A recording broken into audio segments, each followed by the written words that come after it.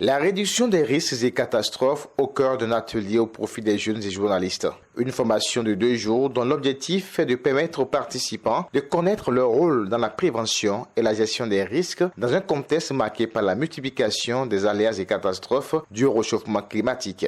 Les journalistes généralement s'intéressent beaucoup au sujet en période de catastrophe. Donc nous nous sommes dit que c'était intéressant de permettre aux journalistes d'abord, de découvrir la thématique, puisque c'est une nouvelle thématique, de voir quels sont les textes au niveau international et au niveau national qui encadrent la gestion des catastrophes, mais aussi de permettre aux journalistes de prendre conscience du risque, parce que c'est la chose la plus importante.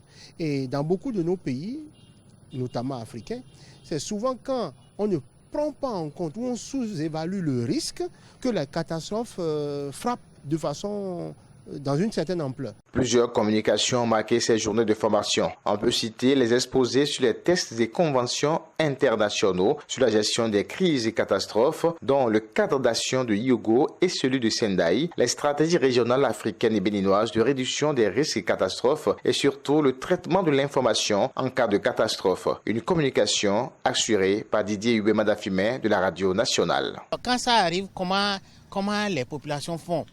Parce que faut pas attendre. Le journaliste ne doit pas attendre que ça arrive.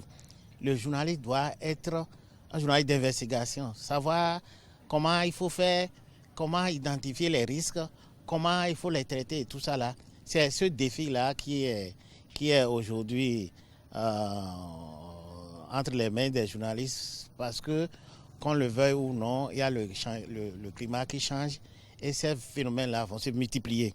Et si ces phénomènes-là vont se multiplier, il faut que déjà le journaliste joue son rôle en éduquant, en informant, en aidant les populations à savoir ce qu'elles doivent faire dès qu'il y a ces genres de phénomènes. Identifier déjà les risques, savoir ce qu'il faut faire. La question de la prise en compte des ODD, Objectifs de développement durable, dans la réduction des risques et catastrophes a été également abordée au cours de ces journées de formation organisées par Jeunes Volontaires pour l'Environnement. Les journalistes ont également eu droit à des enseignements sur les premiers gestes de secours en cas d'accident ou de catastrophe.